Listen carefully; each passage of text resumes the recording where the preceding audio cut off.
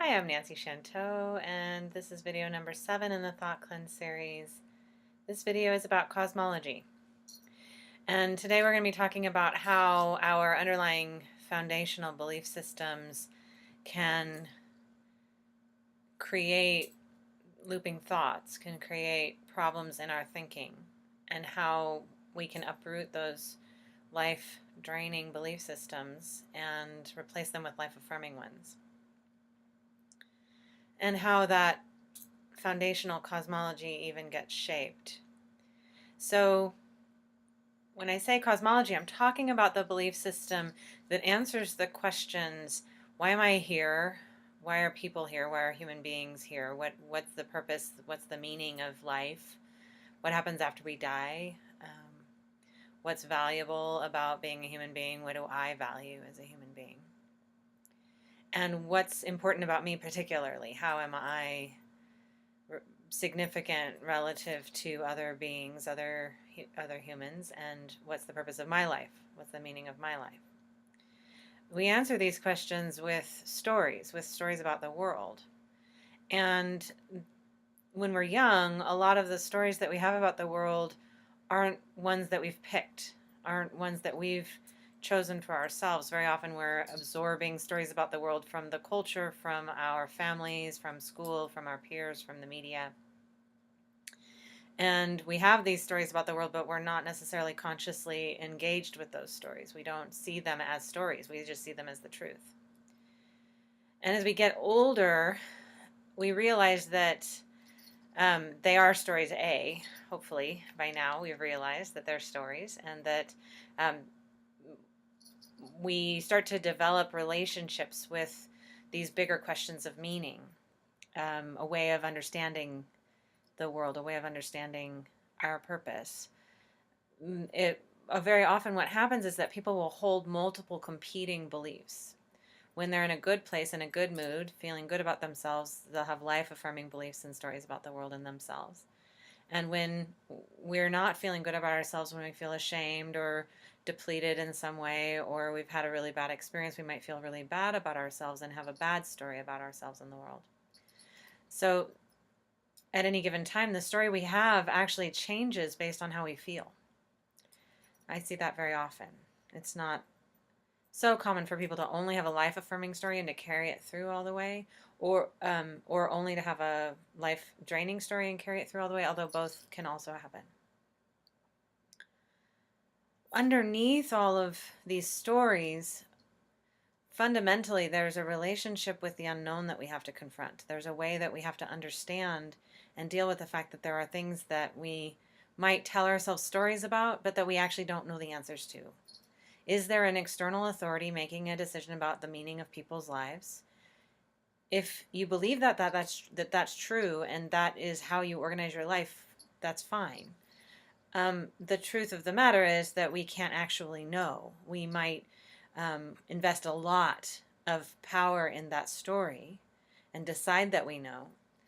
But the reality is that there isn't any way to test that, and we're making a leap of faith. And as soon as we're making a leap of faith, we're telling ourselves a story. So whatever it is, whatever our relationship is with the unknown, we might put that away. We might distract ourselves from it, dissociate from it. We might face it and contend with it. We get to, once we accept and deal with that relationship with the unknown, we get to choose the story that we're using to interpret the world, to interpret our experience that gives us the best outcome, that gives us the best response. At least this is my assertion, that we could actually, once we accept that we have this relationship with the unknown, that there's a whole bunch of things we can't know about what happens after we die, whether or not there's an ever-living soul, all kinds of things that we can't know about what it is to be a human being, what it actually means, whether or not there's any external authority. Once we contend with that unknown, then we can decide to put a story in, and I call this an upgradable story layer, where we choose a life-affirming story to organize around that gives us the best outcomes in our life. And so if we've got a life-draining story at that layer that's causing us to have poor outcomes, that's a story we want to uproot. We want to try and get at that story and see if we can write it down, figure out what it is, and then write down what we'd like to what the story we'd like to have in that place. And then decide how you're going to relate to what's true, what's not true, and what's also true about this, the story you don't want to be true, or the life draining story, the story you're afraid is true, and then the story you want to be true, what's true, what's not true, and what's also true about that story. And what happens if you organize around the life affirming story? What happens if you actually install that story at that foundational, upgradable layer and organize as if it's true? And then practice believing in or acting upon, organizing around that story as true rather than organizing around the story that you're afraid is true. So the practice here is to write down, to really get at what is it that I believe? What is it I believe when I feel good? And what is it I believe when I don't feel good? What are the negative stories I'm holding about the world, about life, about myself? And then whenever you have a negative story, you can figure out what life affirming story you want to have. Or if you aren't sure, you can just work on the life affirming list. That's what's the most important thing. And then organize yourself as if those stories are true. And notice what outcomes you get. And you might need to work on the stories that you're installing.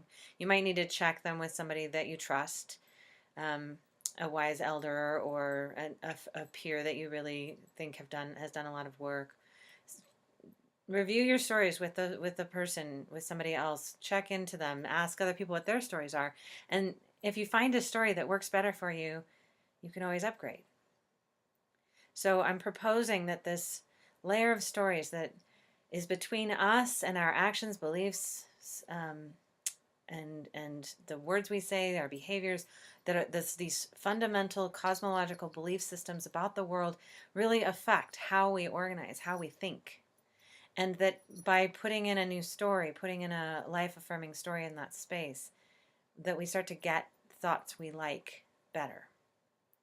So I'll give some examples of cosmology and talk a little bit about more about it next time. I hope this helps.